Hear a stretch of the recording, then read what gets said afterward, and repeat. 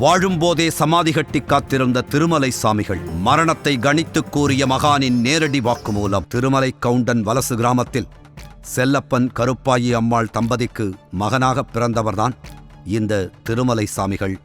6 வயதிலேயே மக்கள் திருமலை சாமிகளிடம் ஒரு காரியத்தை செய்யலாமா வேண்டாமா என கேட்கத் தொடங்கிவிட்டார்களாம். திருமலை சாமிகள் தனது 32வது வயதில் சொந்த அக்காள் மகளான அத்தாத்தாள் என்பவரை திருமணம் செய்து கொண்டார். ஒருபுறம் கடினமான குடும்ப வாழ்க்கை என்றால், மறுபுறம் சாமிகளுக்கு ஏற்பட்ட தெய்வீக அனுபவங்கள் அவரை திக்குமுக்காட வைத்தன. தனது நிலத்தில் ஒரு குடிசை கட்டி அங்கேயே வாழ்ந்தார். அன்ன ஆகாரமெல்லாம் அவரே செய்து கொண்டார். அப்போது குழந்தையில்லாத பலர் திருமலை சாமிகளை தேடி வந்தனர். அப்படி வந்த பலரும் 1 வருடத்தில் குழந்தை பெற்றுக் கொண்டு வந்தனர்.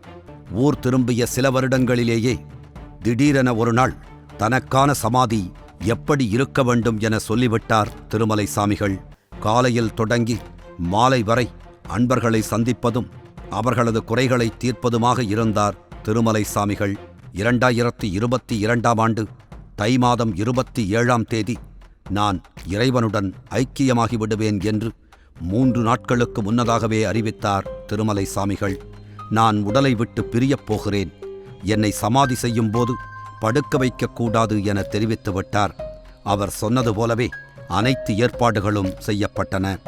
சாமிகள் சொன்னது போலவே தை மாதம் 27ஆம் தேதி கிருத்திகை நட்சத்திரத்தில் இரவு 7 மணி அளவில் அவரது உயிர் சிவனுக்குள் ஒன்று கலந்தது.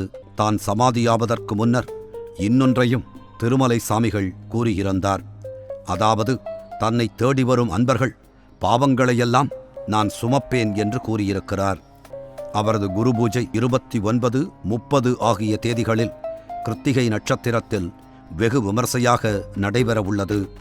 அனைவரும் சென்று அவரது ஜீவசமாதியை தரிசித்து நன்மைகளை பெறுவோம்.